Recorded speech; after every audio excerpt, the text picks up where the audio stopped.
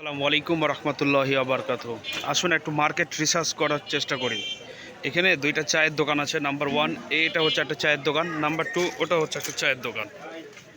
এখন প্রশ্ন হলো, এই চায়ের দোকানে কাস্টমারের সংখ্যা কম, বাট ওই চায়ের দোকানে কাস্টমারের সংখ্যা এত বেশি কেন? আমি মার্কেট রিসার্চ করে দেখতে পাইলাম যে চা কিন্তু একই সেম চা, বাট এই দোকানদার একটা চার দাম 10 টাকা করে নিচ্ছে, আবার এই দোকানদার একটা চার দাম 5 টাকা করে নিচ্ছে। তো এখন জনগণ কোন দিকে যাবে বলেন? সেম প্রোডাক্ট একটু কম রেট তার কাছে যাবে, তাই না? তো অটোমেটিকভাবে ওই দোকানে ভিড় লেগে আছে। তাহলে আমরা এখান থেকে আমরা বুঝতে পারলাম যে যদি আপনার প্রোডাক্টের মান যদি সেম হয়, ভ্যালু যদি সেম হয়, তাহলে আপনার দাম সেম রাখতে হবে, না হলে একটু কম রাখতে হবে। তাহলে আপনার কাস্টমারটা আপনার দিকে কনভার্ট হওয়ার সম্ভাবনা থাকে ইনশাআল্লাহ।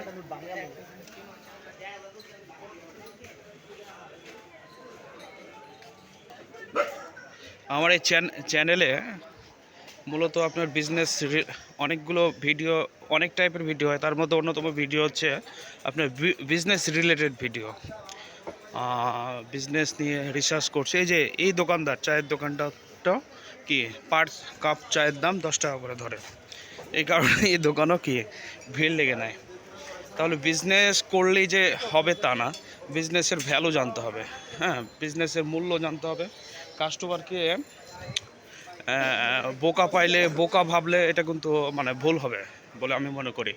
কারণ কাস্টমার এমন একটা জিনিস যে তাকে হয়তোবা মানে প্রথম দিন হয়তোবা চিটিং বাটপারি করে মানে সেল করা যায়, বাট সে কাস্টমারকে ধরে রাখা খুব কঠিন বলে আমি মনে করি ইনশাল্লাহ। যদি সেই বিজনেসে সততা না থাকে, তাহলে সততা একটা গুরুত্বপূর্ণ বিষয়।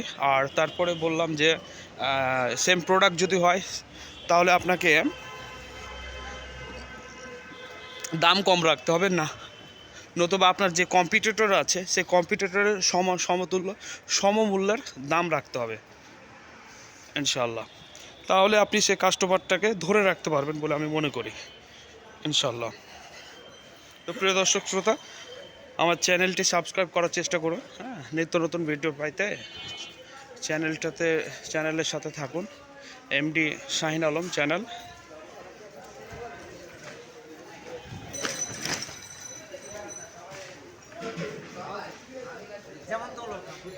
এই যে এটা চায়ের দোকান।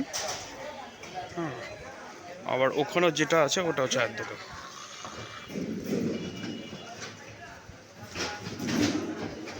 এখনও চায়ের দোকানটাতে ভিড় লেগে আছে।